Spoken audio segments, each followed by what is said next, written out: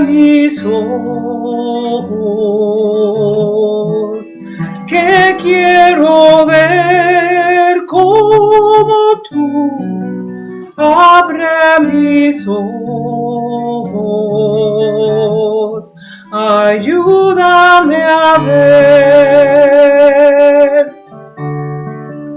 Abre mis oídos, que quiero oír como tú. Abre mis oídos, ayúdame a oír. Abre mi corazón, que quiero amar como tú. Abre mi corazón, ayúdame a amar. Open my eyes, help me to see your face. Open my eyes, help me to see.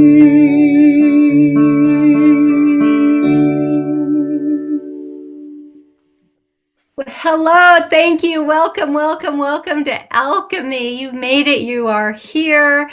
My name is Sandy Hart, and I am so honored to welcome you and to Alchemy, Virtual Alchemy 2021. But please join me by waving your hands in the air for Ana Hernandez, musician, singer, composer, workshop healer. We are also so grateful to and grateful to and want to acknowledge our water bearers and our facilitators, our partners, and everybody from Sarah welcomes you. And this is our third pre-Parliament Alchemy gathering and the fourth of its kind. And on behalf of Ann Smith and myself, we welcome you and into the sacred circle. We are in a sacred circle. So the common understanding of alchemy is to turn metal to gold. This comes from the Middle Ages, and it's that science, yet our definition is a little different. It's to elevate our innate gifts and qualities and calling them into their highest potential. You are here because you said yes, and that means you'll be contributing to that alchemy for all. And today we are coming into relationship with our body and deepening our regenerative listening skills. We're anchoring our heart and our hands and our feet into compassionate action by honoring what will be exploring our divine assignment. So let's take a moment now and greet one another by putting in the chat window where you are joining us from, and say hello to your sisters. And let us know where you're coming in from. We want to acknowledge and thank everyone who made this day possible, including our circle facilitators who you'll meet, our water bearers, our ambassadors, our partners again, and of course our speakers whom we can't wait for you to hear from. And behind the curtain is Maureen and Alex, making sure our time together runs comfortably. And last, we thank you for being here. We'll begin with our water ceremony. So make sure you have your water and your empty dish handy. And at the end of the call today, we're going to hear from Phyllis Carrot, the program director of the Parliament, who will figuratively receive our waters and carry them to the Parliament, where this part of our event will be seen in the rituals programming. So to create a dynamic and meaningful experience, we're going to keep our introductions of our speakers to a minimum. But you've all received their full bios in advance, and you'll get them again after the call. And equally important is that we leave as much time for your voices to be heard. And those who want to be heard will be heard. So pull your shoulders back, take a deep breath. give yourself a hug, since we cannot, and send every one of your sisters a virtual hug. And then thank you for stepping over the threshold into our circle. Welcome to the sacred circle, where alchemy always happens. The sacred circle has been held by indigenous people for thousands and thousands and thousands of years. And we now have inherited that heritage. A sacred circle is the only place where everyone is equally valued and equally shares the resources, the power, I call it circle power, the wisdom, and also the success, because everyone is a facilitator in the sacred circle. And I first want to thank Sandy for all the hard work that you have done, and all the people in Sarah who has helped to host this. And I want to thank my Million Circle conveners, Jean Shinoda Bolen, who you'll hear from, and Lauren Oliver, who is, I saw arrive, who have done the circle principles that we will be using some of, and the circle roles. And we started in 2001, and the circle principles work. I also want to thank my sisters, my Episcopal sisters of the Companions of the Holy Cross. Anna, you've already heard from, and Alex is in the background. So here we are, and I want to thank all of you for being here. So if you'll close your eyes, I want you to visualize being in this beautiful sacred circle with all of us. We're sitting around the rim. The circle is ancient wisdom coming in. And in the center of the circle, you'll see beautiful materials of scarves and other forms of cloth. And you'll see candles. You'll see flowers. You'll see a beautiful bowl that is going to receive our waters.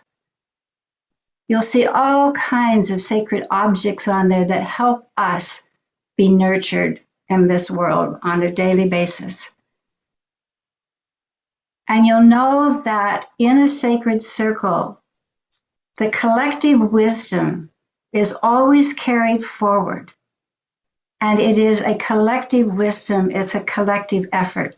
We could not have held this alchemy without the two other alchemies before that, in that energy that came forward, and all of you who are going to contribute to this. Because as Jean Bolen in her book has always said, of the Million Circle, every circle contributes to the tipping point. And the tipping point, here's the alchemy.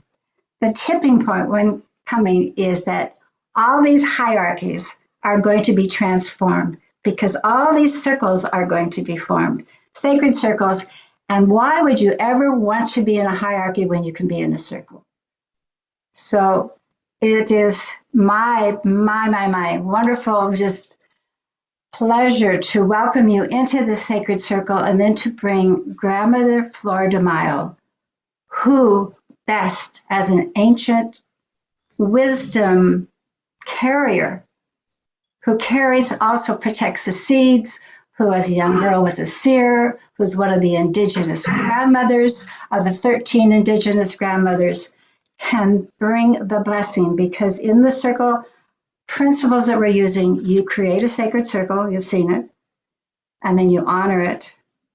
One person always speaks at a time. You can use a talking stick.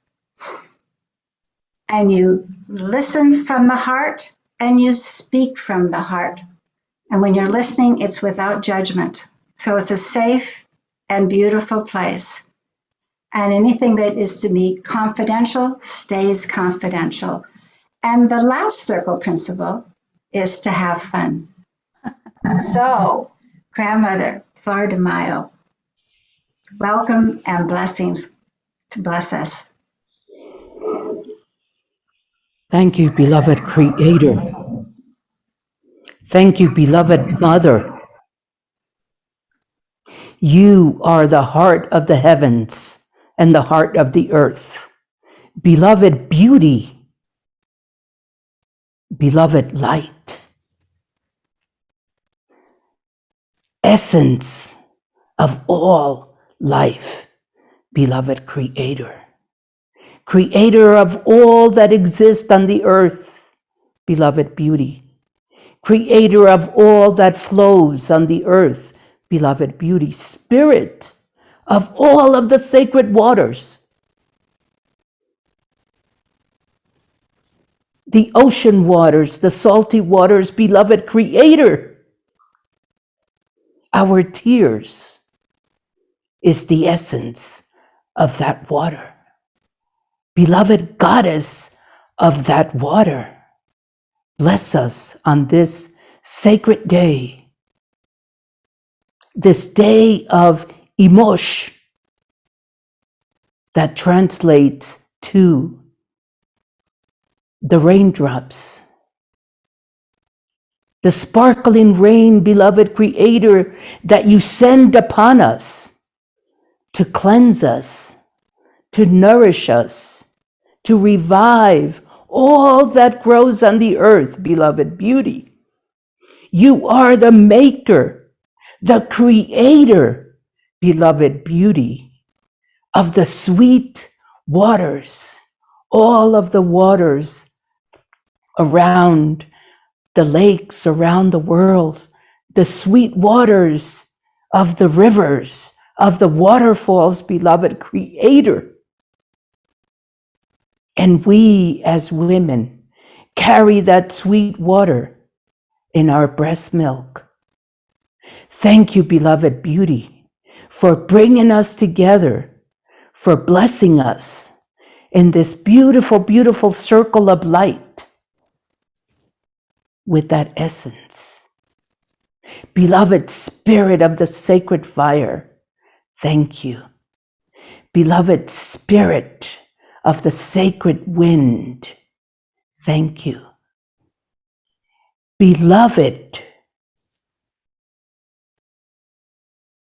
grandmothers of the four directions,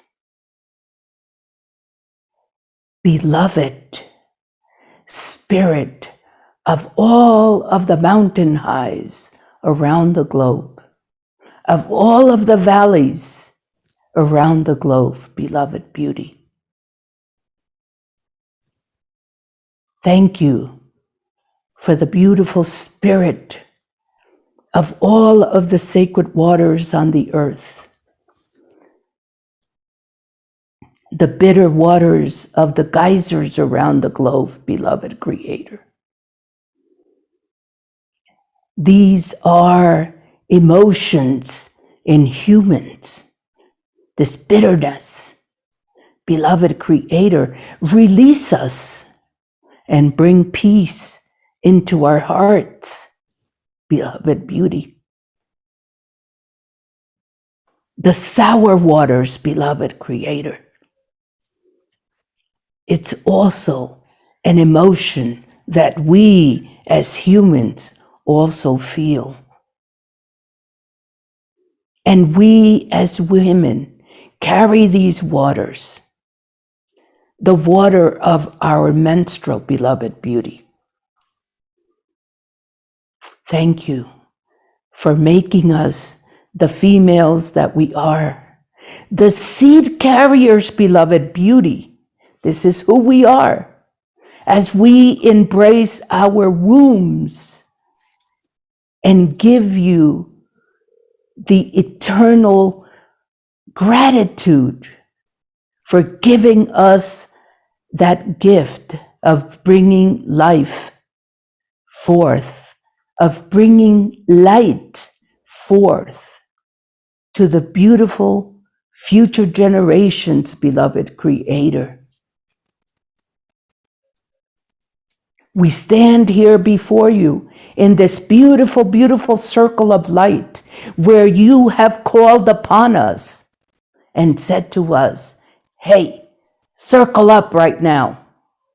And this is who we are.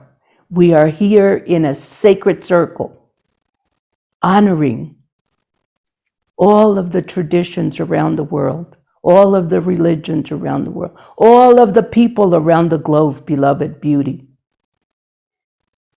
We are the light of the rainbow, beloved Creator. And we are your children. We stand here before you in the center as you are the Father, the heart of the earth, the heart of the heavens, the Mother, the heart of the earth, beloved beauty. We are the children of the earth. In the name of the great mystery, beloved Creator, and in the name of all of the beauty that is here with us. Thank you. Thank you, Grandmother Flordemayo. Grandmother Flordemayo is one of the founding members of the 13 Indigenous Grandmothers. She's a healer and a seer. And thank you so much, Grandmother, for that beautiful blessing. And now it's my honor to introduce Hummingbird Woman, Athamis Barbara Barbosa. She's a medicine woman of the Muru tribe of Brazil. And she is going to be telling us about our water ceremony, and I'll also be bringing in our 4 water bearers for you. Take it away, Athamis. Thank you for being here. It's a pleasure to be here. My name is Athamis Barbara, Hummingbird Woman. Although I come from the Amazon, I have been spiritually adopted by the Anishinaabe people. And so I honor them. In the tradition of the Anishinaabe, who live around what is now known as the Great Lakes of the US and Canada, women are the keepers of the water. There are 4 types of water. Birth water, the water that we come into this world with. Lake water, the waters of the lakes and streams of fresh water. Salt water, the water of the oceans. And new or spring water, water that is from the runoff of the melting snow in the spring. There are the 4 waters that we honor, particularly during the full moon ceremonies. And as women, we are all connected through the water. In the Amazon, where I come from, we have the rainwater, underground water, rivers, and flying rivers, all sweet waters. The shamans will often give blessings by blowing their prayers into the water. They then drink this water, or if this water is being used in a healing ceremony, they will then give this water to be drunk by the person to be healed, or they will spray the person with this water. So to start the ceremony, that I'm very honored to be here in front of so many important women. We are all children of the Creator. I will play my rattle. For the 7 directions, I will also sing in Ojibwe to honor them, a song of the water. And while I pray for the 7 directions, I will sing this song, and then I will pass the ceremony for 4 women. I just want to check with Sandy if we are still the 4 women we mentioned before, right? Yes, okay. Exactly. To make it sure. So if you want to stand with me, just to stand in front of the water to receive as well the blessings that I'm going to give.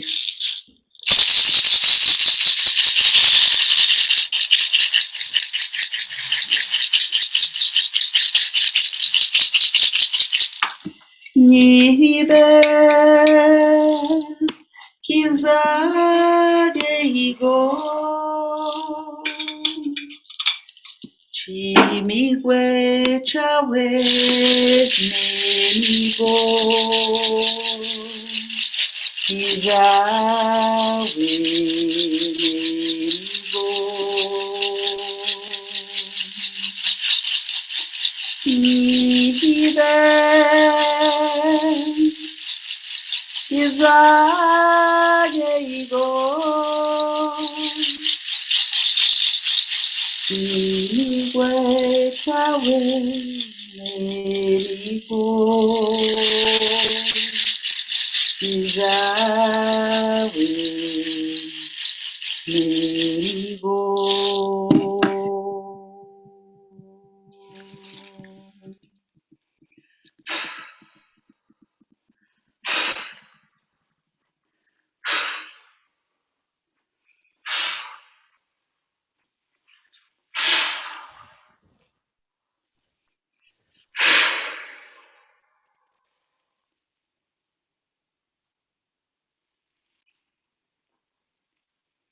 So I am very honored now to pass this ceremony to the four corners of the earth, starting by Samina, who is from Pakistan, and she will give us the blessings, and then she will pass to Karambu from Nigeria, right?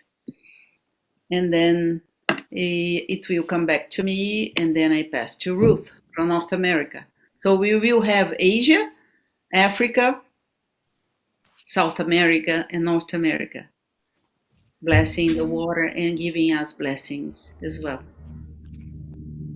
Thank you. My name is Samina Sundas, and I am talking to you from Northern California, Palo Alto, California. My heritage is from Pakistan, and the sacred water I'm bringing is from Mecca, Saudi Arabia.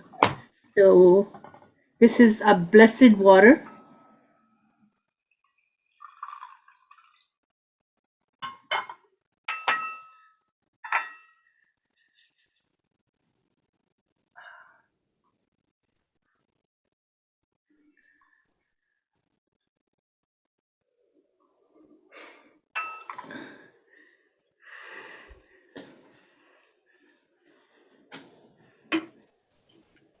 I send this blessing to the world for healing, for happiness, for joy, for peace. Thank you. Let me just play some music and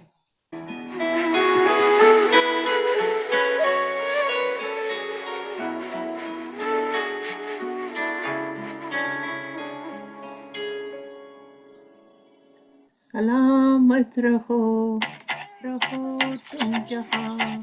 Salamat raho, raho tum jahan. Salamat, salamat raho, shadma. Salamat raho, raho tum jahan. Salamat raho, raho tum jahan. That was just a blessing for everybody, wherever you are. Be safe. Thank you.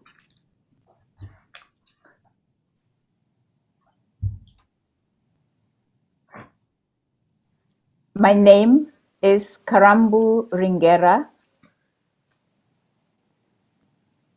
I share this circle with you from Meru, Kenya. I speak for the spirit of the water of the South, the Ubuntu people of Africa, and I will sing a song. Amani yanze nami,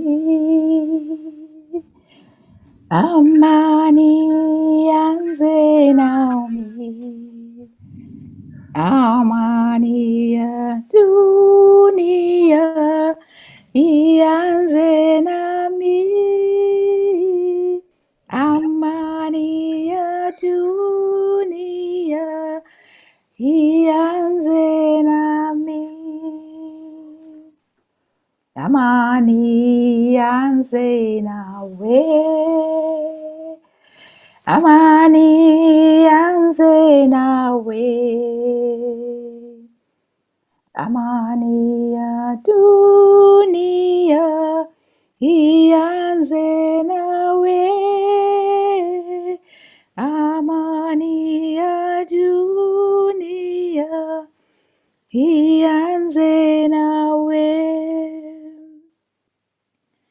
Amani ianze nasi.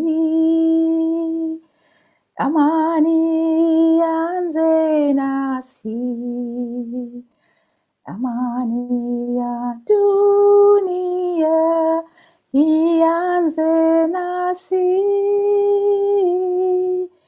Amani ya dunia ianze nasi.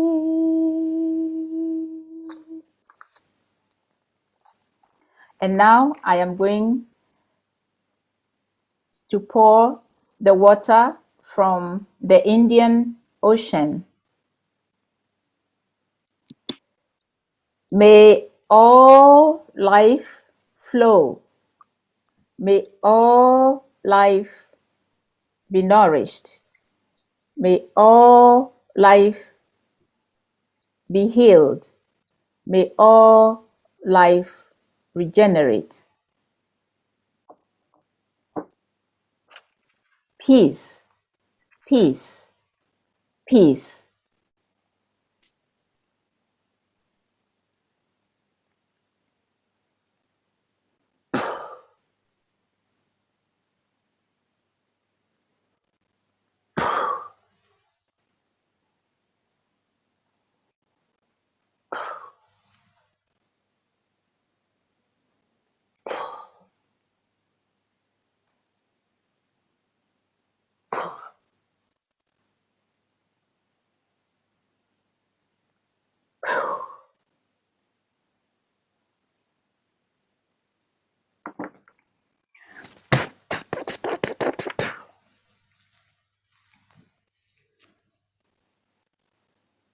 Namaste. May all life thrive.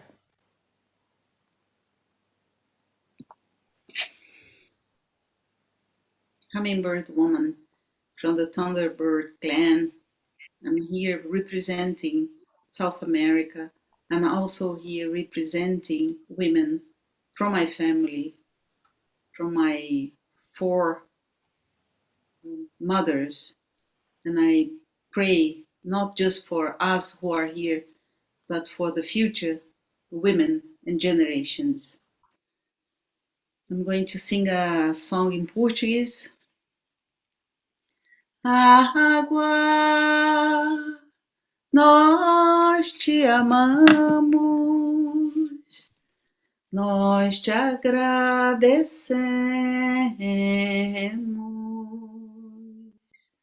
nós te respeitamos. A água, nós te amamos, nós te agradecemos, nós te respeitamos. Water, we love you. Water, we thank you. Water, we respect you. We honor you.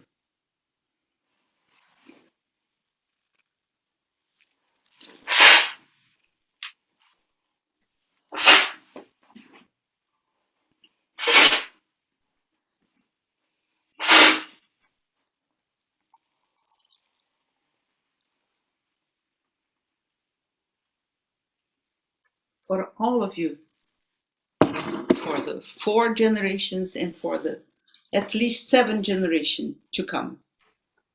Thank you so much. I pass my time now for Ruth from North America.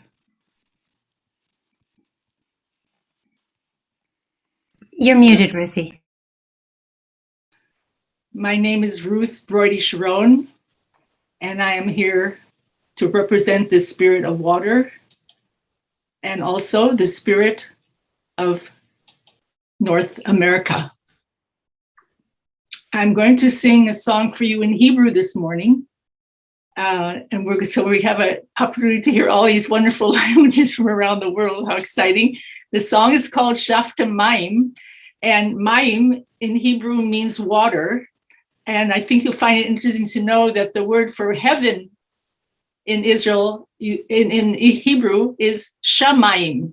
So you can see how etymologically the two are linked, heaven and earth are linked.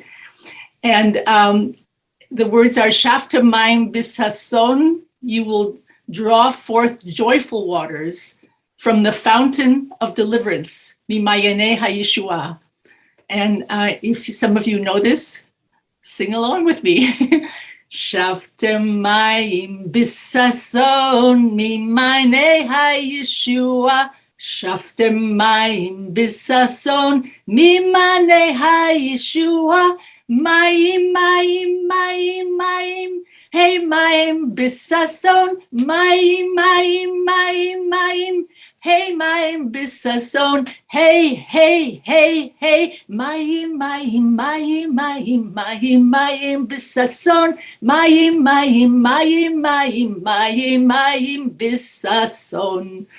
May we all be privileged to draw forth joyful waters from the fountains of our deliverance. And this is water from a spring in Northern California.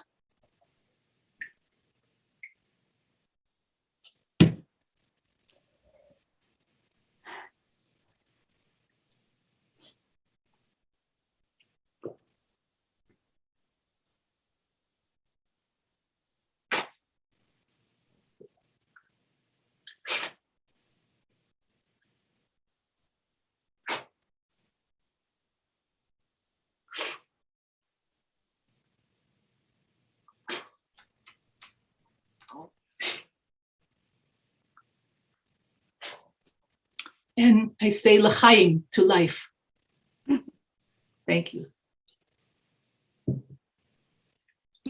Thank you so much for all these blessings. And now I am handing back to Sandy for keep going our beautiful alchemy.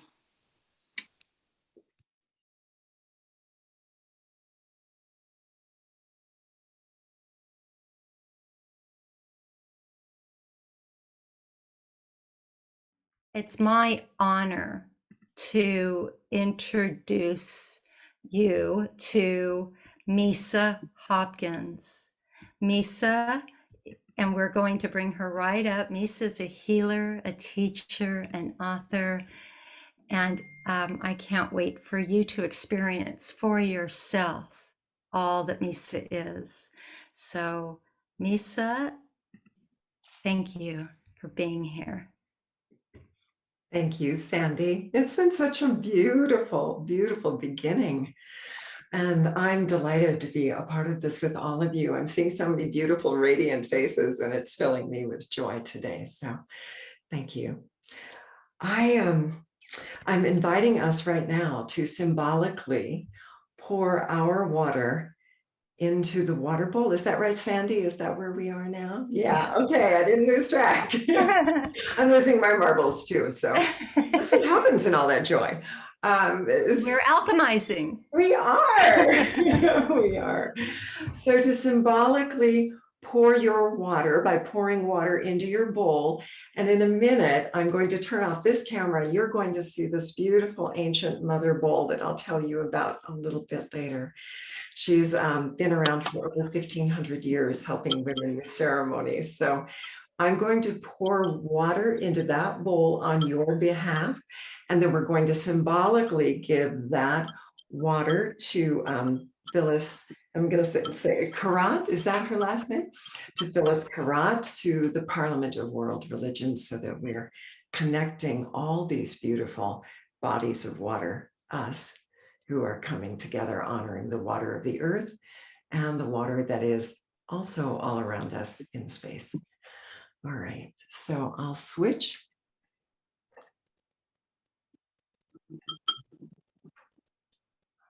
And please join me in pouring your water into your bowl and offering it as a gift to our heart connection and gratitude for one another.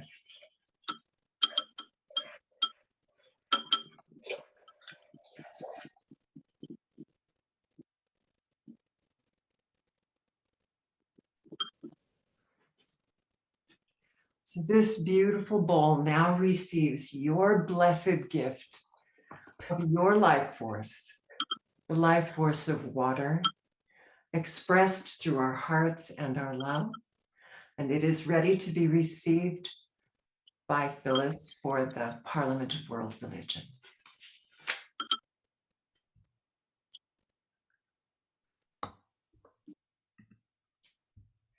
Thank you, Misa.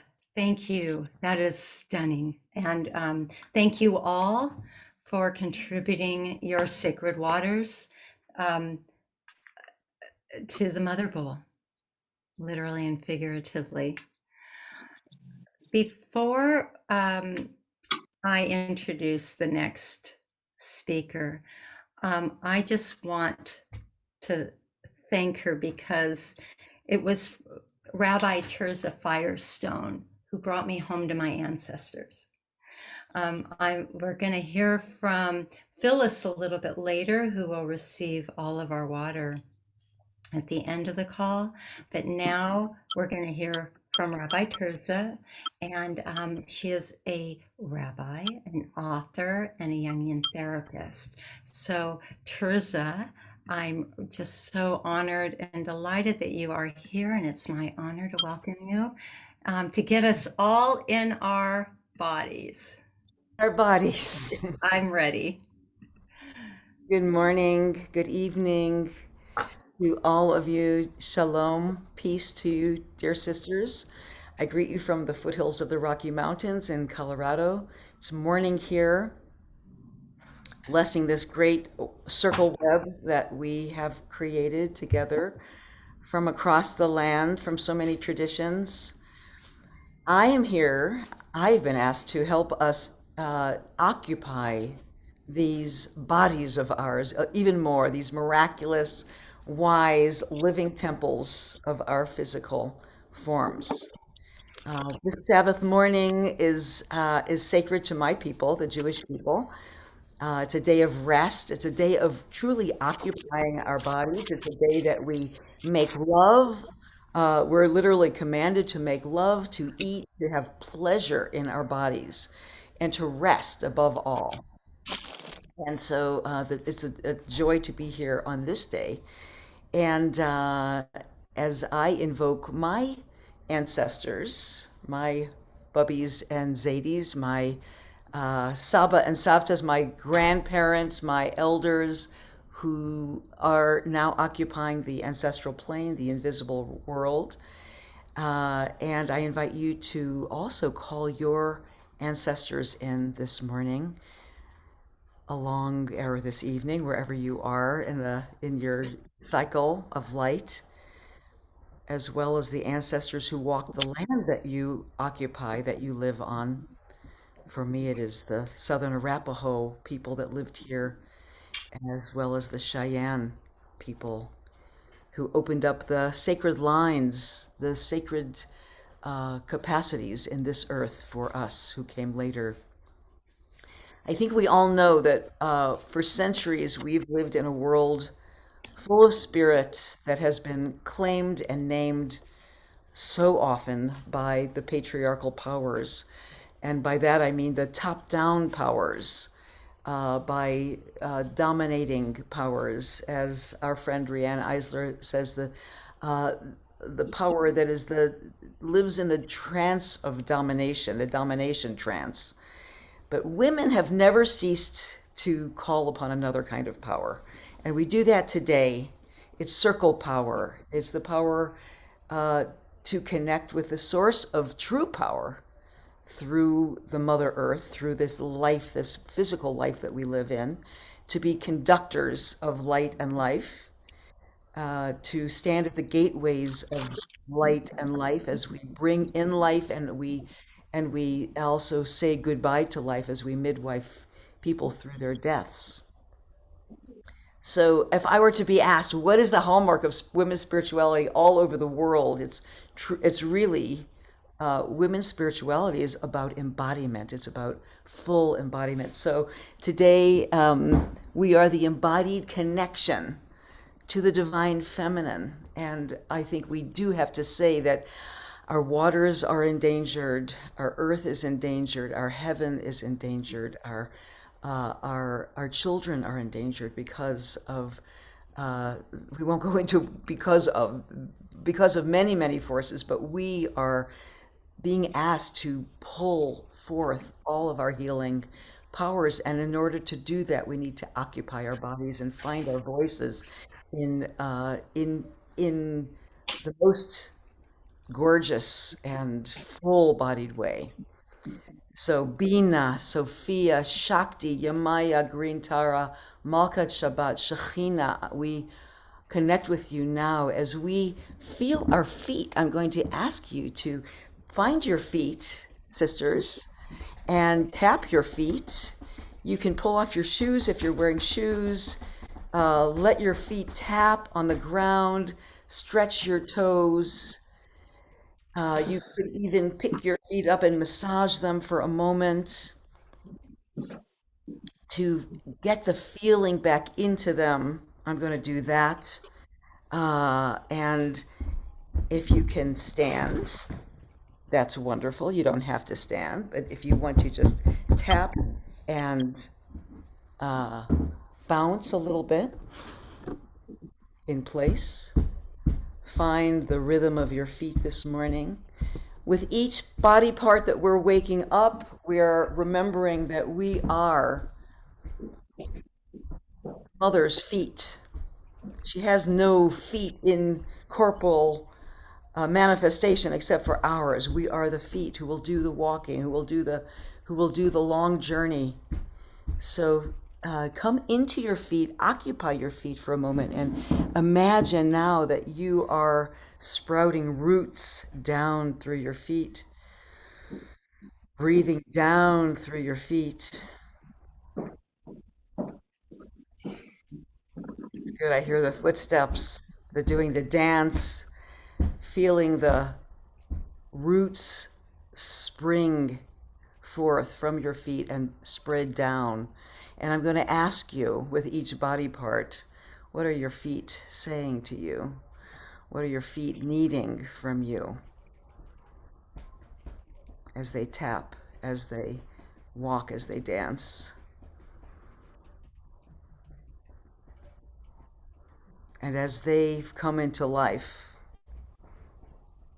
I want you to come into your hands, these hands of manifestation, of giving and receiving. Just stretch your hands.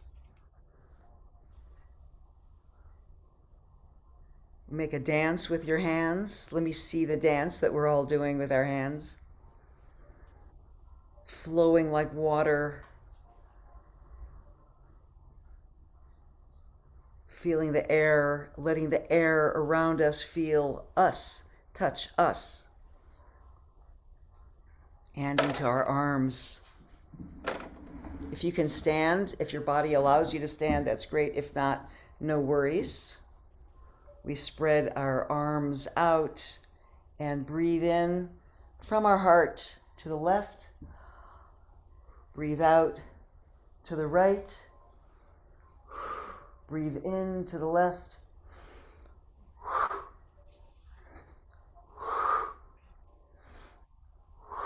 Go gently, only to the capacity that your body wants and feels good. It should be pleasurable.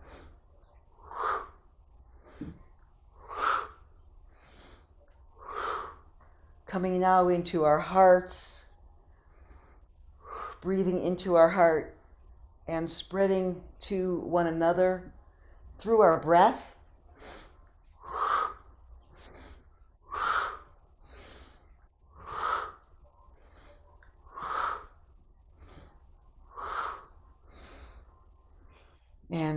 placing our hands now on our heart, this incredible chamber, this alchemical vessel. The heart is the vessel. The heart is the alchemical vessel where all of this work happens, all of this love happens, all of the dross of life is converted into love and into action. And that's what we're here for. So if you would put your hands on your heart now for just a moment and take in your own rhythm 3 breaths. And hear what is your heart saying to you privately, to you. What are you hearing? What are you needing? What is your heart needing this morning, this evening?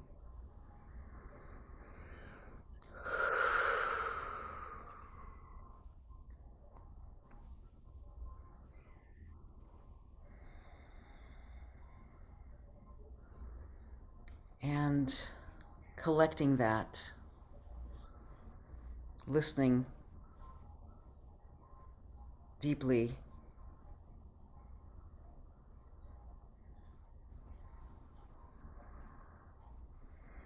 And then allowing your hands to drop down onto your belly and massage your belly for just a moment. This is going to take us into a sacred dance, all of this. We're just waking ourselves up, waking our belly up for a moment. Letting your hands go round and round, soothing and reminding our bellies are the place of life, the place of pleasure, the place of bringing forth life and creation. Letting your Buddha belly, letting your full belly expand into your hands.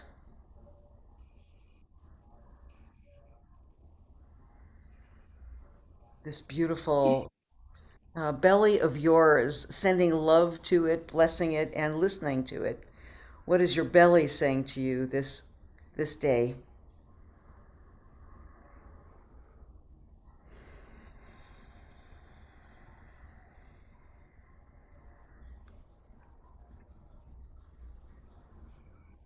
Okay, now, my sisters, if you can get up, that is wonderful. And I'm going to try and show you this dance in which you put one foot in front of the other.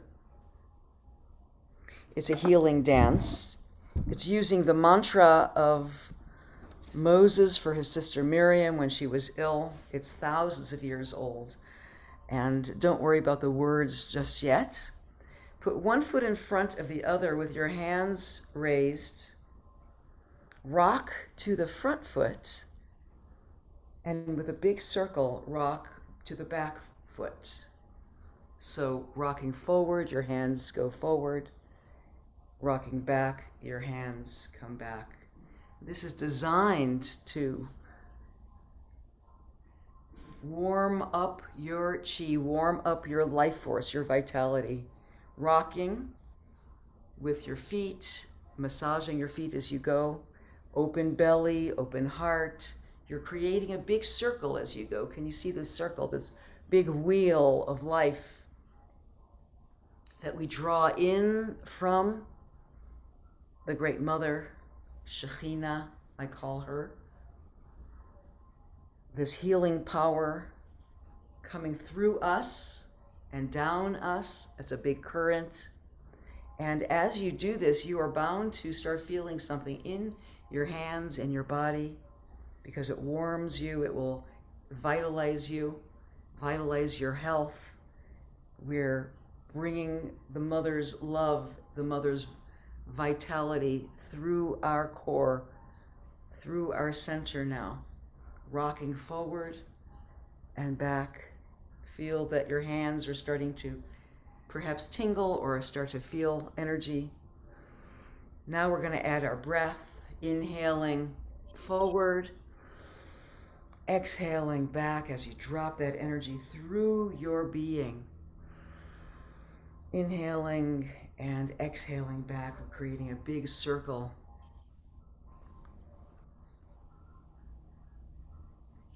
As we allow the energy to build, we are maximizing, expanding the healing power that runs through us naturally, the current of life force that runs through us naturally, and we will call to mind the beings, the people that we are praying for. We're also just dropping in this healing energy through our own channel right now and vitalizing ourselves. But when we stop, you will turn your hands outward toward one another and transmit healing. So here's the chant that goes with it. Anna Elna, Anna Elna, Anna Elna, Rifanala. And it means, oh God, great mystery, please heal us. Anna Elna, Anna Elna, Anna Elna, Rifanala.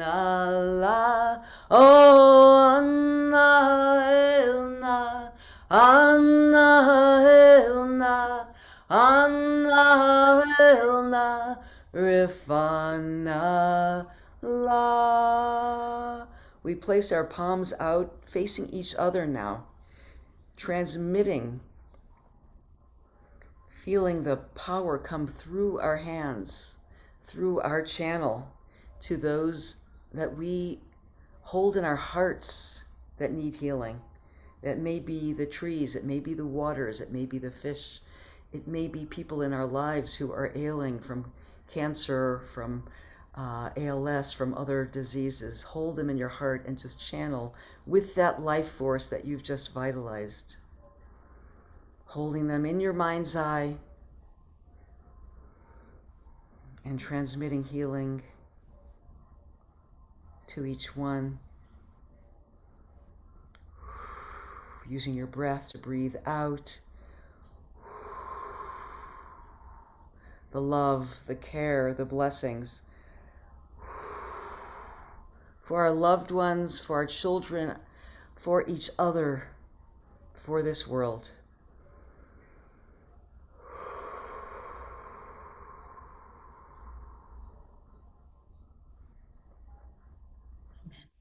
Amen. Thank you. May it be so. Wow. It reminded me of Tai Chi, which is also very ancient, which is what I do. So, and you can feel it in your hands and then you give it to the world. So thank you. We're going to go back into our circles of 4. And this time we're going to talk about, how do I honor my body? Also, you can talk about, how did you feel during this? Beautiful, beautiful embodiment, healing.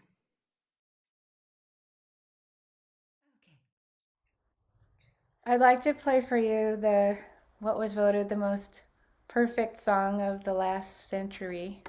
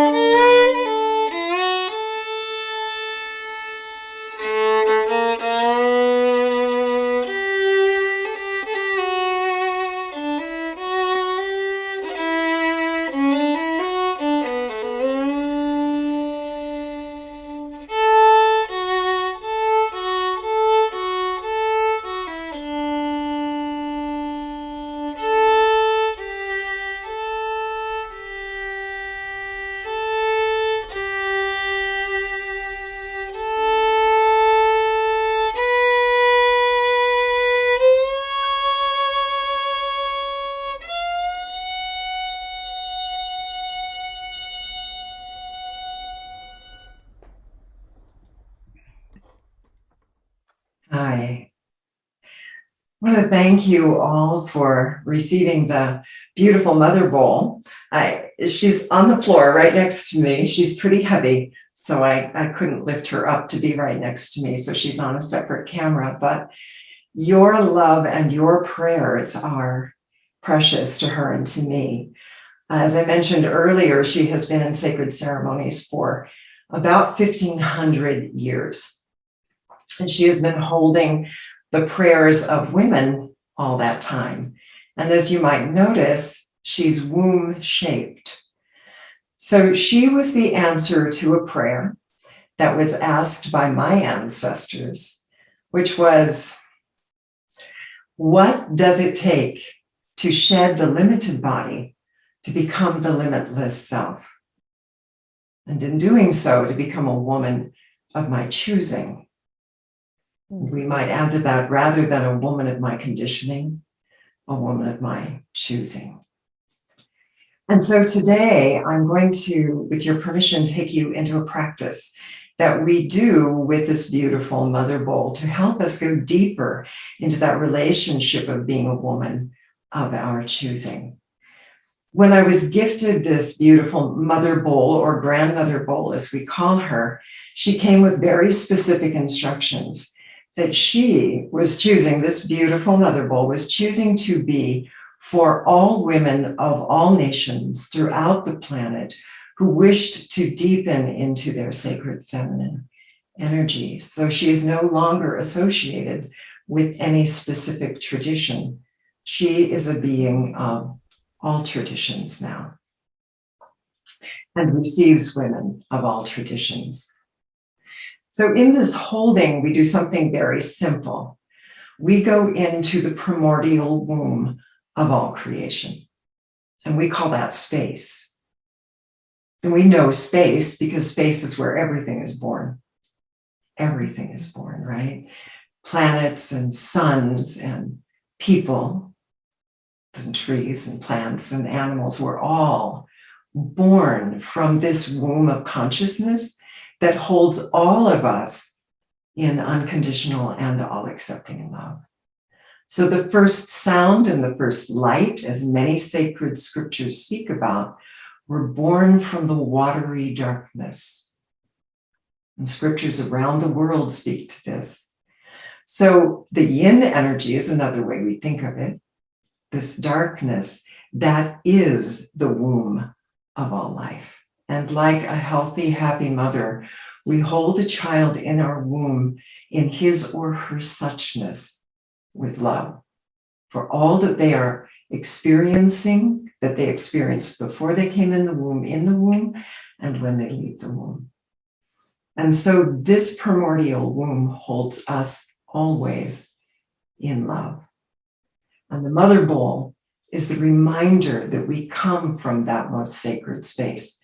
When we look up at the night sky, we are looking at the space from which we were born, into the light and the sound of our beingness.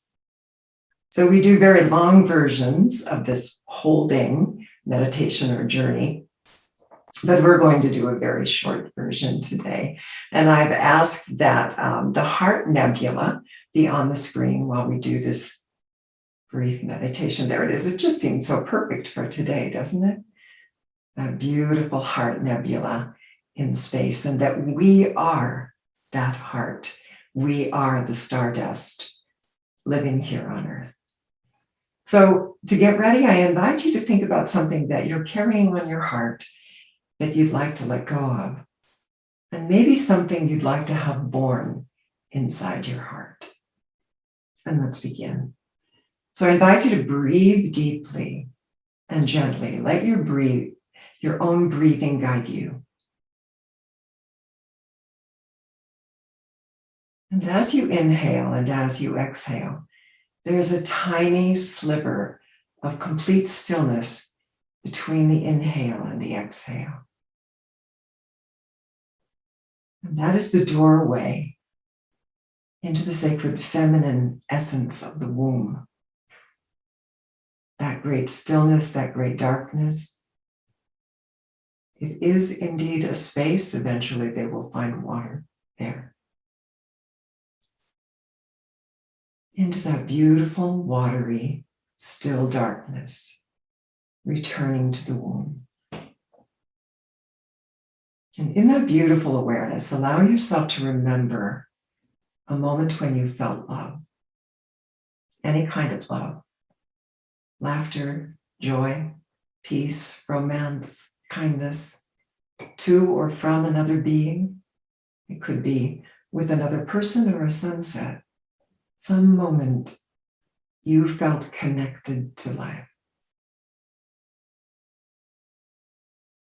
And allow yourself to notice that connection,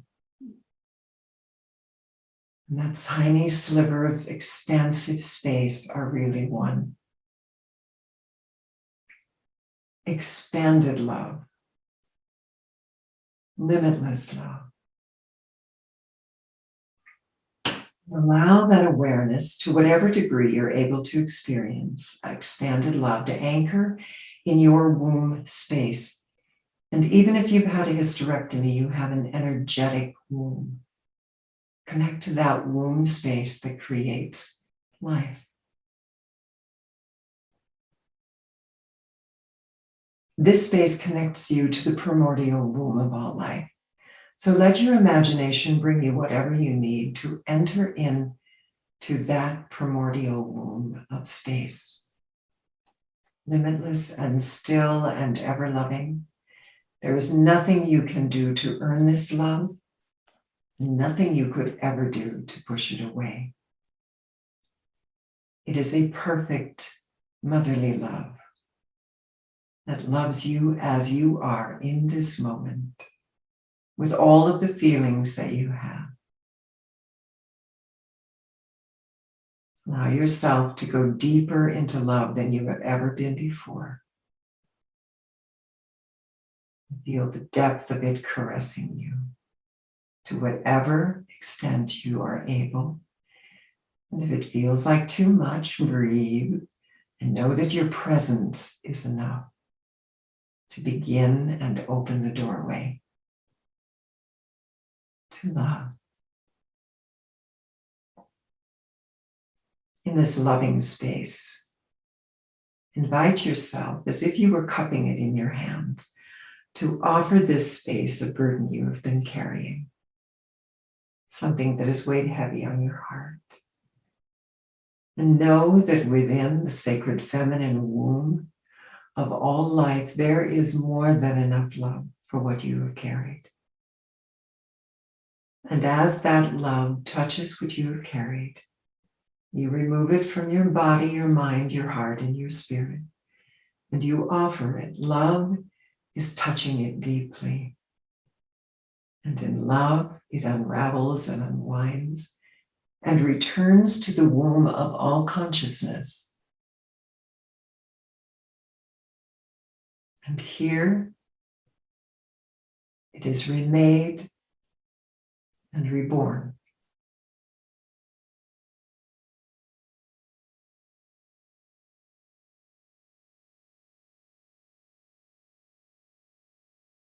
It might unravel completely in this moment. It might take days to completely unravel.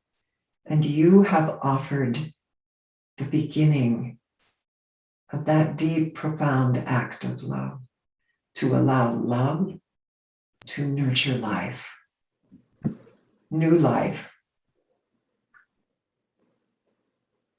Notice that you might see or sense or hear or feel yourself being reborn into the light and the sound and the pure love of who you are. Reborn like a heart nebula, reborn like a star bursting into life. And allow yourself to see this awareness coming now into action in your life.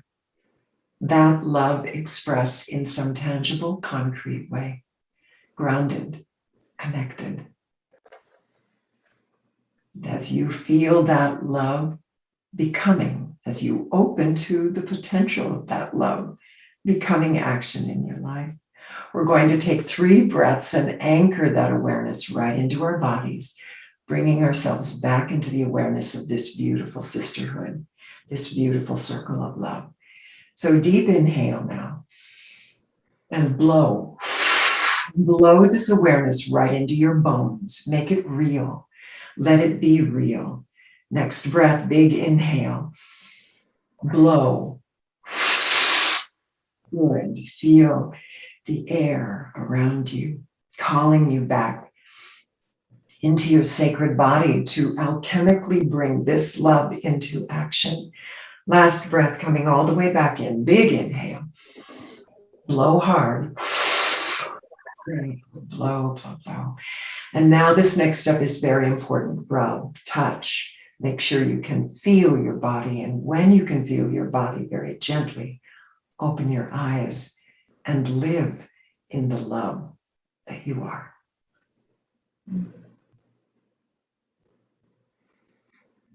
Thank you, Misa. Very powerful. All of this has been very powerful. And there's the power of the art of listening.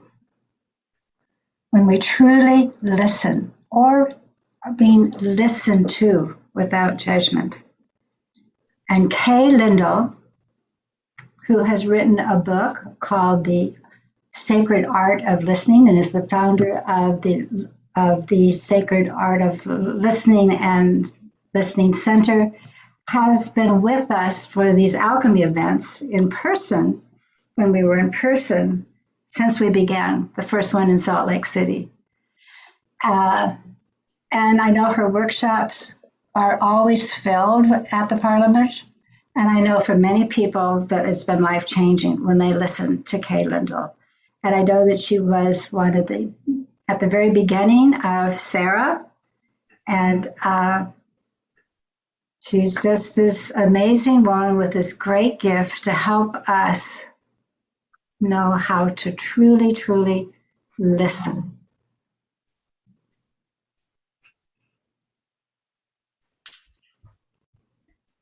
So do you have? I do. She couldn't be with us, so here's a recording that she made for you. Everyone. It's so good to be here with you today, albeit virtually. So I invite you right now to close your eyes for a moment and imagine all of us sitting in a circle together. Feel the energy of our presence with each other, and as we open our hearts to the world in this gathering and beyond. And then I invite you to remember this moment, and whenever you feel disconnected from too much screen time, bring it forward, breathe it in, and feel our presence together. I've been invited to share some of what I know about listening, and I'll start with a brief overview and then offer some practices for you to try on. For over 24 years, the premise of my work has been that listening is a sacred art and a spiritual practice. Even though historically these terms have been frequently ascribed to religion and doctrine and dogma, modern usage adds spirituality to this definition. We often hear, "I'm spiritual but not religious" these days. Spiritual listening is at the heart of all relationships. It's the antidote to that missing piece, that longing for connection, belonging, communion, which seems to be so common in our culture today. This type of listening creates a sense of community. We bond with each other as we share from our hearts. There's a quote from a Quaker by the name of Douglas Steere: "To listen another soul into a condition of disclosure and discovery may be almost the greatest service that any human being ever performs for another." Listening another soul into a condition of disclosure and discovery, that's pretty profound. That's that listening presence is another way to describe this spirituality of listening. It's the way of being in which stillness and attentiveness provide the space in which a person can speak and know that they are being heard. It is from this space that we can listen across our differences. When listening deeply, we recognize the life force or spirit of another, and we find ourselves able to understand each other, even those whose backgrounds or opinions are different from ours. It's about being a presence for understanding rather than judging. When we are open, curious, and attentive to others in this way, we discover a deeper, sacred connection. We are in relationship. Martin Buber puts it this way: when two people relate to each other authentically and humanly, God is the electricity that surges between them. So when we understand the sacred aspect of listening, we become aware that it is a key to communication in our global community. The quality of our listening can make a profound difference in any conversation. Listening is more than hearing words. It's more than action. It is an art. One of the common themes of art is the sense of oneness, of being at one with something. If listening is an art, it changes our perception of what it means to listen. Rather than thinking of listening as an act, something we do, we recognize it as an art, something we be, a way of being. We be at one with. We become a listening presence. Daily practice is the key to listening effectively. It creates muscle memory. So here are a few practices to consider. First, cultivate silence. There is no listening without silence. Once we expand our capacity for stillness, we can focus on the other with our whole being, not thinking about what we are going to say next or a myriad of other thoughts. There's no need to fix or give advice or respond back. Just be there. So I invite you to find a contemplative, meditative type practice that works for you and practice it daily. If this is something new for you, you can start with just a minute a day. Studies have shown that even a minute a day of meditation makes a difference in how you can be with another person. Second practice is slow down to reflect. Reflection is a practice of getting to know your own voice, connecting to that source within you.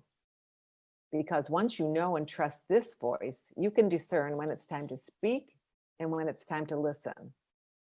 The practice is to ask yourself, what wants to be said next?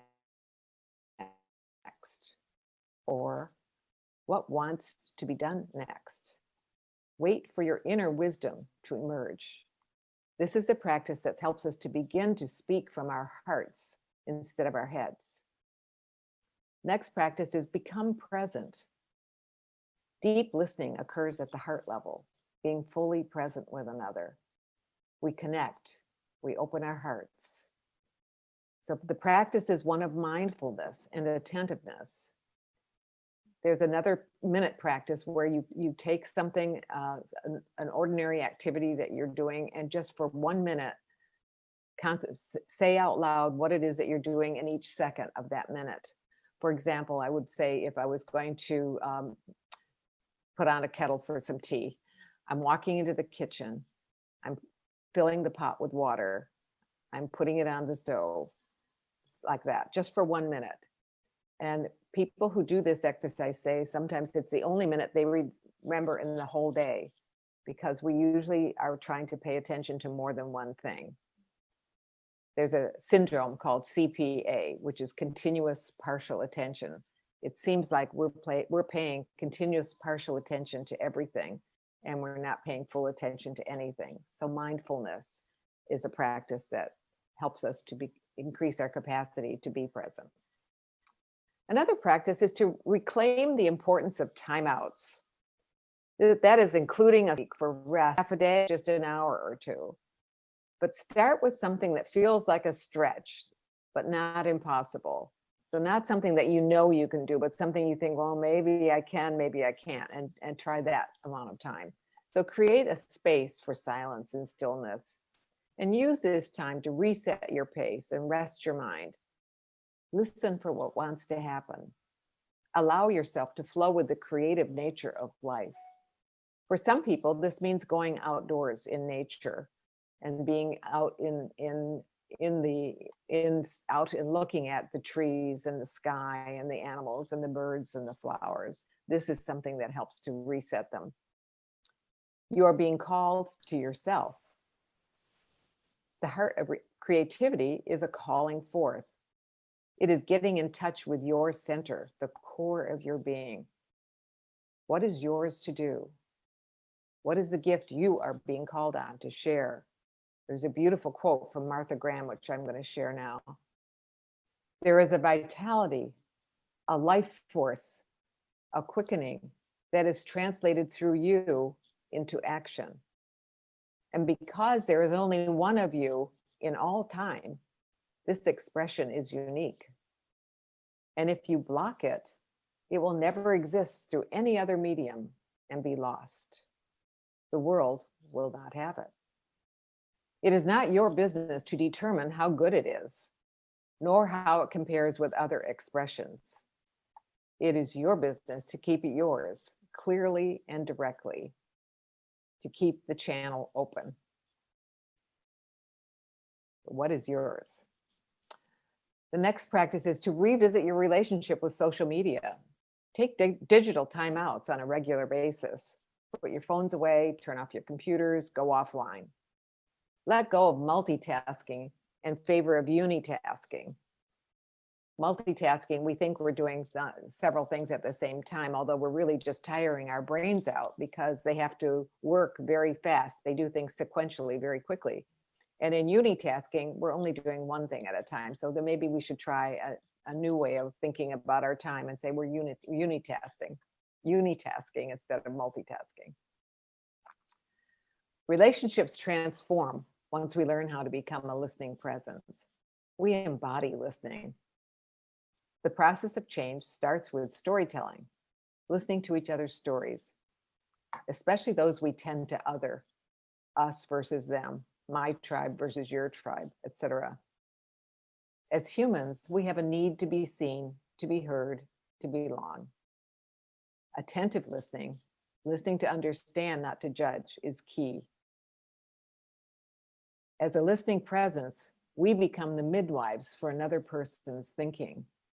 So the quality of our listening can impact what another person says and how they start thinking, just by being that open, attentive, listening presence for them. In closing, invite the great mystery into your life. Create more space for love and freedom to emerge. Hold space for the patterns that connect. Spirit and soul dimensions are sources which make everything flow in new ways. Slowing down, we find our rhythm, our own natural rhythm. Spiritual listening is embodied listening. We become a listening presence to all of life. Being listened to is so close to being loved that most people cannot tell the difference. Thank you for your listening and enjoy the rest of the day. It's such an honor to, to hear from Kaye in this space here at Alchemy, and is right. She maxes out every room at every Parliament workshop event, or any workshop I've ever been in. And as Kaye said, as Anne said, Kaye's been in my life for 19 years. Well, actually about 24 years, because she actually is who gave me kind of a model of what it looked like when it was time to answer the call and begin Sarah. She was my mentor. And so it really is an honor to include her here. And I'm going to just say something else about her in a moment, but I am also really honored to share with you my experience at my first Alchemy event. Every few years, if you don't already know this, every few years, a Parliament of World Religions is hosted somewhere in the world. Upward of 10,000 people gather from all over the planet in a week's time. It's truly remarkable. And in 2015, it was held in Salt Lake City in the United States, which is where I attended my first pre-Parliament event, the first of its kind actually, and it was hosted by Women of Spirit and Faith, which is co-led by Kaye and also Kathy Shaw. And it was an invitation-only gathering. There were other organizations involved in it, but they were largely the conveners. There were 90 women in the room, and we all sat in small circles, each with their own sacred space, just like we're doing here virtually, and we've carried on with every alchemy event. The prompt question was asked, what prevents you from living into your planetary assignment? And I had never been asked that question before, let alone in a circle of women, all of which I had never met before. But we did agree to circle principles, and I knew I had to speak with integrity and from the heart. And when it came time for me to speak, I couldn't come up with a good enough excuse why. But actually, I'm not quite sure I knew what my planetary assignment was. But the question framed in that manner, in just that order, was an invitation, and it seeded something in me that would not fully manifest, perhaps maybe for months, start really showing up. Yet the shift was in process. And for the first time, I was looking for the answer on behalf of my soul. And it was through the lens of my soul's divine assignment. And my soul was listened to into a condition of discovery and disclosure, just like that beautiful prayer statement that quote that Kaye shared. And I know that because of that question, I gave myself permission to have the confidence to recognize what was appearing to be yeses. Again, like Kaye just said, my channel perhaps was open. And that resulted in me birthing several initiatives and programs that were meaningful and nourished my soul. And also having a world of experiences and travel and relationships that I know that I would never have had it not been for that short but mighty question. And that includes what led me here into this moment with you all today. And I do believe I grew 2 inches that morning. And after hearing Jean Shinoda Bolen speak that day, I was prepared to accept my marching orders. So now it's our delight to hear from Jean, and I know she's going to do the same for you. Anne, would you like to introduce your dear friend, Jean? Of course. Jean and I have traveled many places together. And we've also started the Million Circle Initiative. And I have to say, whenever I travel with Jean, no matter where I am in the world, people run up to her and say, you have changed my life. I can't tell you how the Goddess in Every Woman, or the Million Circle book, or now Artemis, or Like a Tree, has changed people's lives and enriched people's lives, and is always generous and there for me and for others. And she's a Jungian psychiatrist, has all kinds of accolades, wins all kinds of awards in that field. And she is an activist. She was on Ms. Board for a long time, and she stood up for the women psychiatrists. And you're frowning. So you've had, 13 books, Jean? And I could go on and on and on and on, but I am so excited to meet you. And you also have your bell that you ring at every gathering that we have. So, Jean.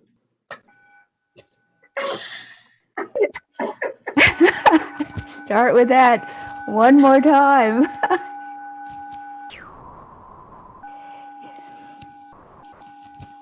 We're in a really remarkable time, a time in which humanity and the planet may thrive and grow into an evolved state, or we will devolve. And those of us that are here now could make all the difference We are in between what was when the pandemic hit, and we are not yet to what next. But whatever is done in this in-between liminal time, which is threshold time, can change what next will be. And I think about how all of us have a sense of coming onto this program as women who have a sense that there is some assignment. You called it a divine assignment. I think about it in Jungian terms as individuation. I think of it in terms of my own shortcut to saying the point of being here is to become who we were meant to be. And who we were meant to be is during this time when we are women who have grown through the women's movement. We have been able to connect with each other through this marvelous device called Zoom. And we have a sense that we have an assignment, meaning there is something that gives us meaning, whatever it is that each of us feels drawn to do, pulled to do, or from inside out, knowing that wherever I am, I can make a difference, maybe with just one other person, but maybe with my congregation, or maybe with what you've done, Sandy. Started Sarah and put us out into the world. So the idea of living who you were meant to be, becoming who you were meant to be, often can only happen after you've lived through the first half of your life, where you try to conform to who you were supposed to be from outside. And now we are in this in-between place where so many women are realizing that in circle can create and become like a midwife for that part of you that has not been supported in the outer world of your own life, but it has been moving, like getting back to the metaphor again of fetus and child and birth. That's how something grows in us, as an idea of feeling a commitment to who we are at a soul level, that it moves in us, it grows in us. And if we are in circle with others who support who we are, one of the things about being in circle is you, again, going back to speaking from your heart and listening from the heart, where the other women in the circle are not being judgmental, but are being like midwives waiting for what is coming through that woman comes in and will be received. So this is a creative process. I mean, giving birth and being the mother of a newborn child is the creative experience that women as a gender have and men do not have. And it's this particular experience that changes and makes us different from patriarchy. And we are moving into a time that is the Aquarian age. We move from the Piscean age, which was the age of patriarchal religions primarily, and we're moving into this Aquarian age, and we just barely into it. But the Aquarian age is a time of egalitarian relationship. The age of Aquarius is the water bearer. To get back to the image of water bearing, here is the Aquarian age. Here is the brother sister rather than father over of our time. And so from the standpoint of the Greek goddesses, for example, and the Greek gods as archetypes, we're talking about Artemis and her brother Apollo that she helped deliver into the world. So what if we are in this liminal time, this threshold time between what was and what can come next, and whatever we do now in the next 20 years, may determine whether we, as humanity, take and learn from those that came before us.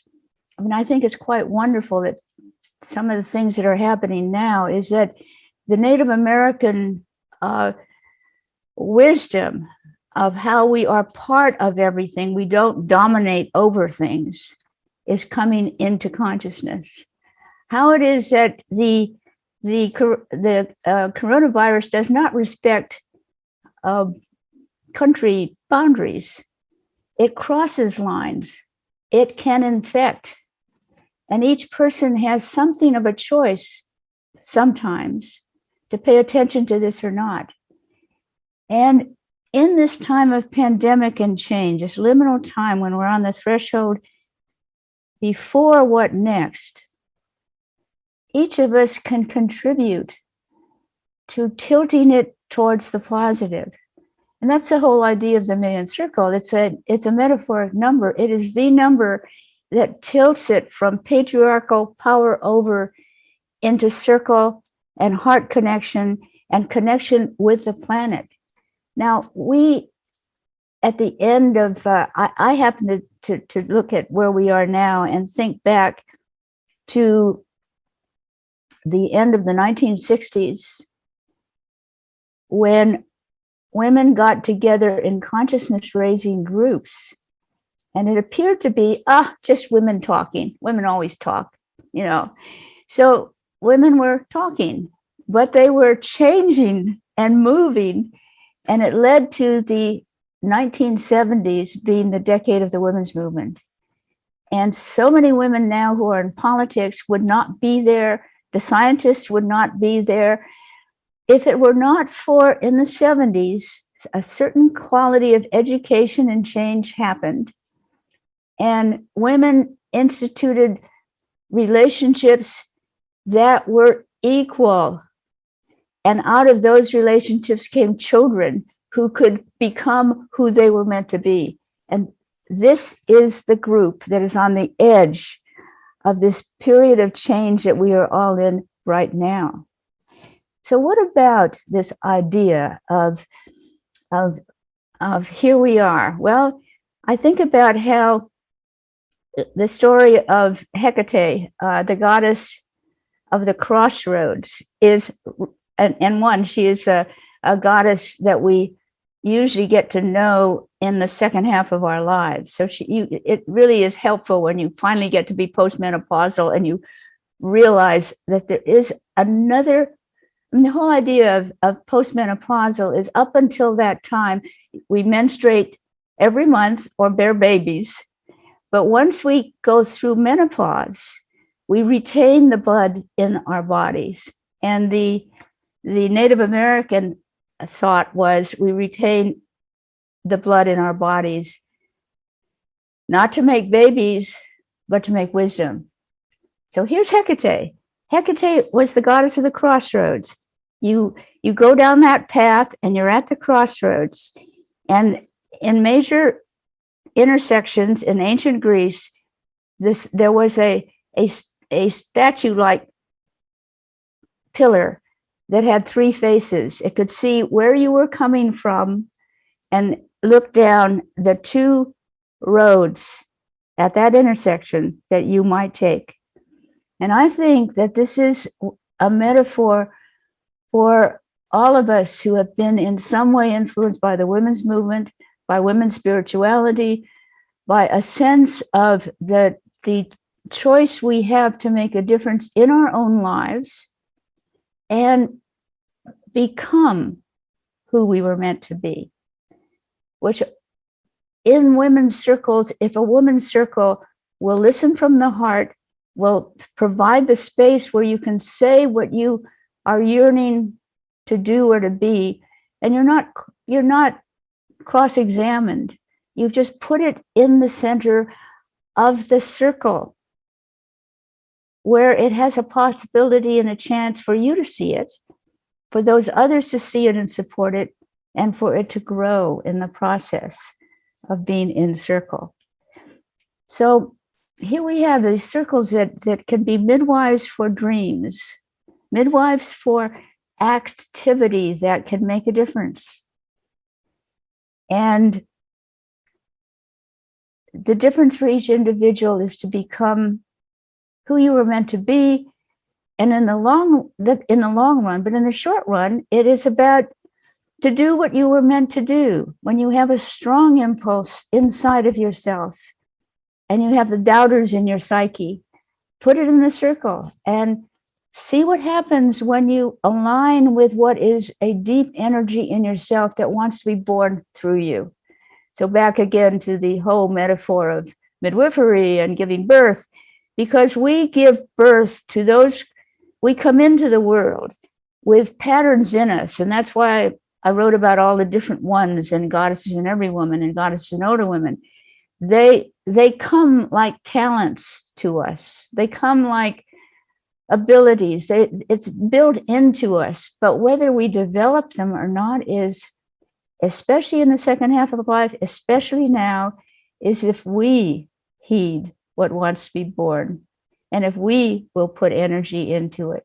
And if we will, in this time of sheltering in place, a lot of people started to pay attention to what they wanted to do all their lives, but were not, but how are you going to make a living doing that? Or women don't learn that or whatever. And during this 2-year time of liminal time, a lot of us are spending time making choices of being with people, limiting with people, limiting where we put our time. So we have the potential, all of us, of bringing forth out of us, back to the whole metaphor of, a child being born through us. Well, that's what happens when we trust what we intuitively know is important to us. And we have a sense of committing to that.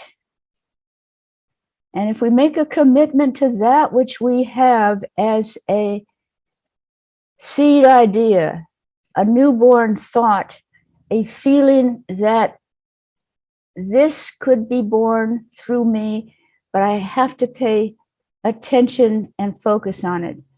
And I have been, I'm ending with what I have, when I end a newsletter or many a email, I write out myself with love, hope, perseverance, trust, and gratitude. And love and hope are obvious. Do what you love, do what you hope. But perseverance requires will. It requires a certain stubbornness, a certain sense that I'm going to do this. And there'll be ups and downs. And will you stick with it or not? That's perseverance. And then there's trust. That is that mysterious thing of I don't know whether what I'm doing is going to be meaningful or not. But I trust that I'm doing what I'm supposed to do. And I trust that there is energy beyond me. I trust there's sacred energy. I trust there's divinity. I trust there are connections with the entire life on this planet. And then the final one is, of course, gratitude. Gratitude that I'm still here. We're still here. We've got energy. We have connections. And we know we are blessed if we're in good health, if we have choices. So with love, hope, perseverance, trust, and gratitude, may we do what we came to do and become who we were meant to be. So be it. So be it, Jane. So with that cheerleading kind of energy and wisdom, we're going to go back into circle. And this is the last, and this will be able to do some closing. Oh, and now I'm going to invite Misa, who's just going to do a real quick handover of the water, figuratively. Perhaps we can see it, and then we're going to hear a message from the program director of the Parliaments of the World Religion, Phyllis Karat. I'm actually looking to bring you in here, Misa. So here you go. Thank you. Thank you. All right, I'm going to walk over to the bowl. I'm going to shift the camera, and we are going to give the water that we have so lovingly brought together into this mother bowl.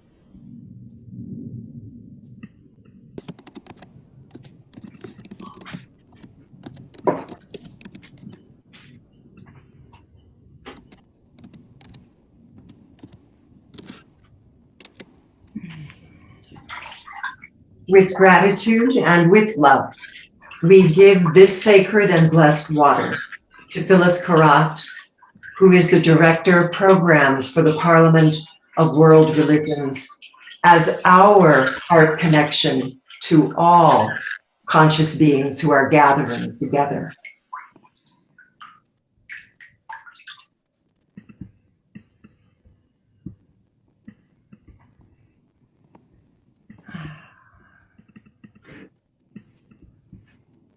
I'm Phyllis Karat. I am a Wiccan priestess, a witcher, and I am also the program chair of the 2021 Parliament of the World's Religions. And I want to thank you, Misa, and thank you to all of the women of Alchemy, to Sandy Hart, to Anne, to all of you, to Jean, to all of you for these beautiful waters of life, for women's waters, for the mystery of women. On behalf of the women of the Parliament of the World's Religions, I am delighted to receive them and to add my own waters to yours. So it is an incredible joy to be with you and to see how your magic has grown, how your circle has expanded over so many years. Many of which have been in harmony with and expanding the presence and the power and the wonder of women at the Parliament of the World's Religions by convening immediately before the Parliament begins. You have focused on your gifts and your wisdom and your blessings and made sure they were clear and powerful and life-sustaining for yourselves and for each other, like the waters of life. And then you poured them into the vessel of the Parliament. And in doing so, brought that clarity and that power and that grace into our convening and made it better for your having been there. So I'm thrilled to be with you, as I have been prior to other parliaments in Salt Lake City and in Toronto, and to see how Indigenous women's wisdom has been woven into yours, and to see how many of you have found your ways back, as I have, to the wisdom of your Indigenous ancestors, and to see how all these rivers flow together. So I thank you. I've been asked to speak briefly about the presence of women at the Parliament, so it's my honor to do that with you. There were 17 women who took the stage in 1893 at the first Parliament of the World's Religions that was held in Chicago as part of the World Exposition, which took place there. And in 1893, that was really kind of astonishing, remarkable, amazing, because women were not supposed to speak publicly, really. I mean, there were traditions of it with the suffragettes and the abolitionists and the spiritualists, but it wasn't as typical in sort of mainstream culture, and yet there they were. And years later, here we are. It was remarkable to me that there was no women's task force, although there were other task forces that were an important part of the Parliament: peace and justice, Indigenous, even climate, and yet no women's task force. And so in 2012, 2013, we set about the task of making that happen. and Kathy Shafley was briefly on the board with me, participated in that, and Kaye Lindell assisted, and some other women who were not on the board. And we put together a women's task force. Sadly, Kathy left after a year, which was sad, but she continued to be in relationship to the Parliament through your gathering. And in 2015, I was determined, following in the footsteps of the Indigenous task force, which had created an assembly in Melbourne in 2009, to follow in their wise footsteps and to organize a women's assembly. And it was historic. It was the inaugural women's assembly. Fools rush in where wise women would not necessarily have gone, because I had no idea what I was getting myself into. And I proceeded, having never done anything of the sort. There were 4,000 women in the hall as we opened the inaugural women's assembly the day before, the day of, because the Parliament began at night. That whole day was ours. And there were 4,000 women in the hall, on the stage, speaking, in workshops, in lectures, in panels, in presentations. And it was extraordinary. It was a battle to some extent to make it happen. There was opposition from some patriarchal religious bodies who were highly anxious about the presence of feminist women within their own traditions, having the freedom to say what they wished. And so there were some interesting battles I had to fight to make sure that they had the stage as they were entitled to have it. And lo and behold, they did. Because you cannot keep good women down, especially when they gather together.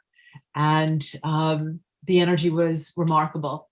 And I think the thing that was feared, that women would be so angry from all the thousands of years of being denied their voice in, regrettably, virtually all of the world's major religious traditions, that their anger would shake the walls of every institution. In point of fact, their joy was what shook those walls.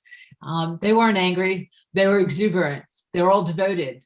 As you know, we are all devoted to our faith traditions, and we don't want to wreck them, we want to transform them. We want to bring our grace, our wisdom, our power, the beauty of the waters of our lives and our spirits to the institutions that are important to us. And that energy of joy and freedom and expression just rocked the convention center. And later that night, when it was only men on the stage of the opening plenary, a great cry went up from the back of the 8,000 seat hall, "Where are the women?" And the cry was taken up throughout that hall. And it changed the Parliament. That assembly changed this venerable institution.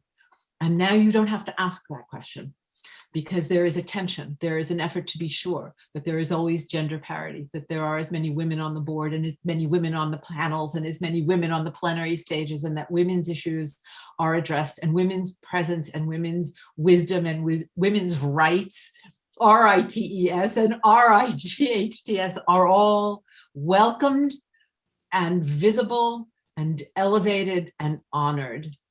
And we have, through our joy, our collective joy and wisdom, we've transformed this venerable institution. And in doing that, we have an opportunity to transform the role of women throughout the religious, the faith traditions, the spiritual traditions of the globe.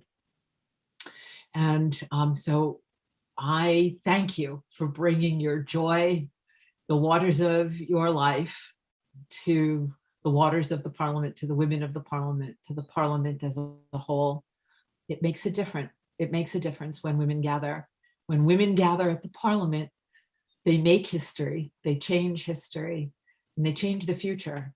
So I'm thrilled to be here with you today. I'm thrilled to be with you tomorrow. Please come if you have not registered.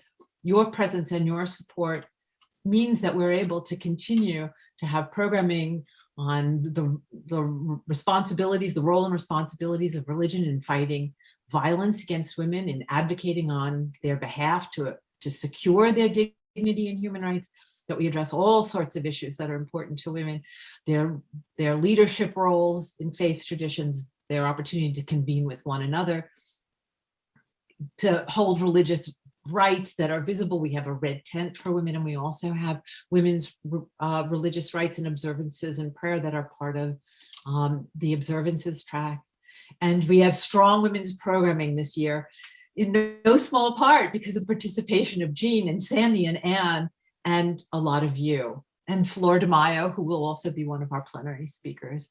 So I think I've run out of words, but I've not run out of joy in being in your company. I thank you for inviting me to your circle, for including me, for offering your blessings to the work that we're about to undertake for the next few days. It means the world, and the world is transformed by your presence. So I reciprocate in kind the love and the generosity and the wondrous spirit that you have shared through these waters. And I will bring them into the Parliament, and the Parliament will be blessed by them and by you. So thank you. Our waters will be added to the ceremonies, portions of the water ceremony and subsequent portions thereof that have happened throughout the course of our day here today will be edited into a smaller piece, and it will be visible for all to see that the women gathered the day before the opening, and we set the intention to be here in presence in any way, whether you're registered or not, although I hope you will register, and if not, send your prayers for that continued divine feminine rising in that rather higher patriarchal environment of the world's religions, yet we're transforming it, we are alchemizing it. It is my delight. We promised you a surprise at the end of our day, and we're getting there. It's my honor to bring up Christina, who you heard from briefly in our break, and just this incredible soul. So calling you a musician and a teacher and an artist and a composer just certainly doesn't come close. So you're going to find out for yourself. But Christina, do you want to share what it is you're about to play for everybody right now? This is a spontaneous improvisation to embody everything that we have said and felt and spoken today. So this is to honor the women and to honor the compassion that we contribute to the world.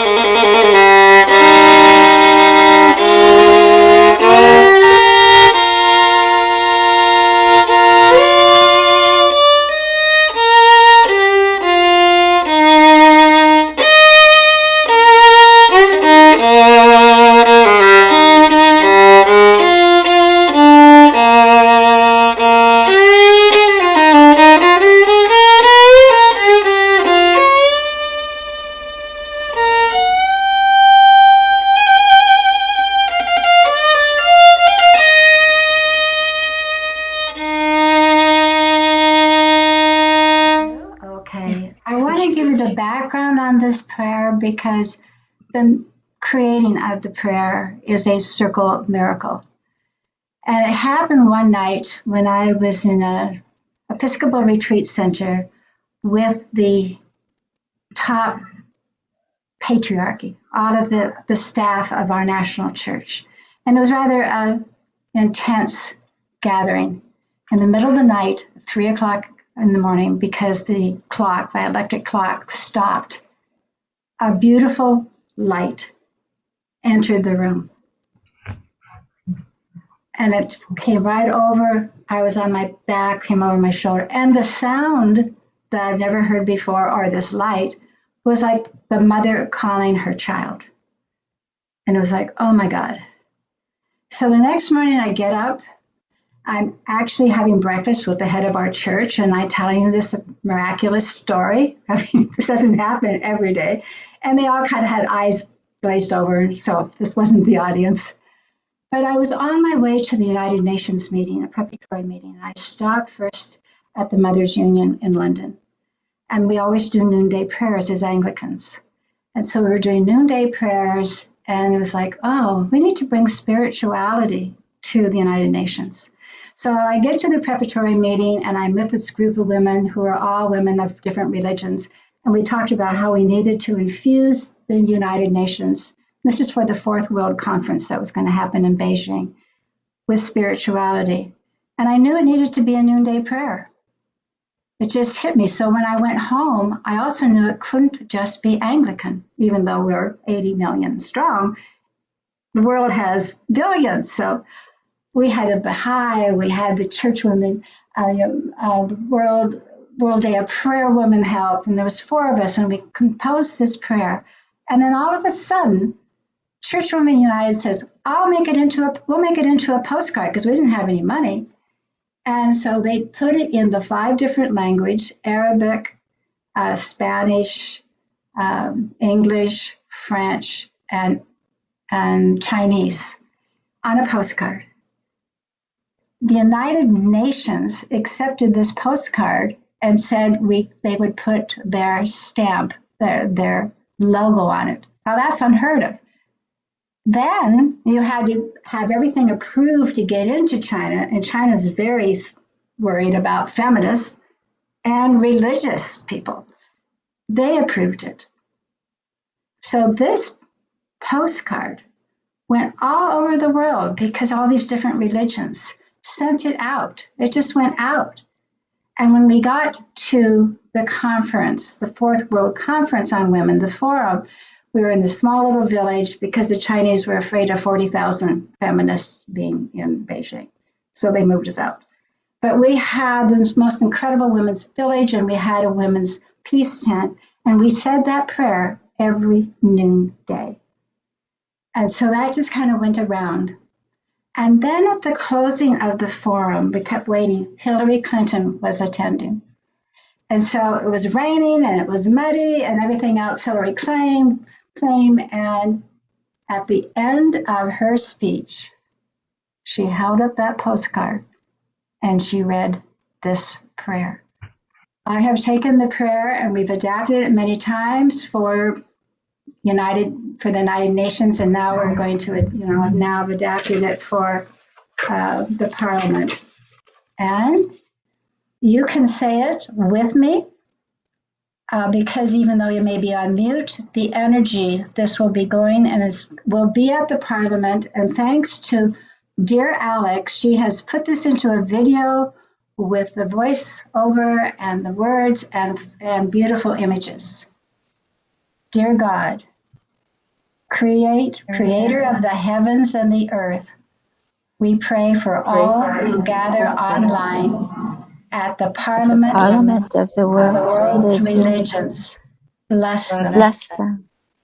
Help Help us us see see one another through eyes enlightened by understanding and compassion. Release us from prejudice so we can receive the stories of our sisters and brothers with respect and attention. Open our Open ears our ears to hear the cries of the suffering world, and the healing melodies of peace. Empower us to be to instruments bring about your justice, peace, and equality everywhere. And so be it. So be it. So be it. Well, thank you, Anne, for that closing prayer for our sacred circle today. And we didn't plan on everyone, that was obviously divine wisdom to invite everybody to share, because that was quite a stunning sound bath we were just all contributing to. We just alchemized that prayer, and may it be heard by all and everyone at the Parliament and resonate with you. So thank you to all of our speakers, our water bearers, in the 4 directions. Thank you to Christina and to Anna for lifting us in that spirit. And thanks to every one of you for being here. Thank you for saying yes. And our circle is closed.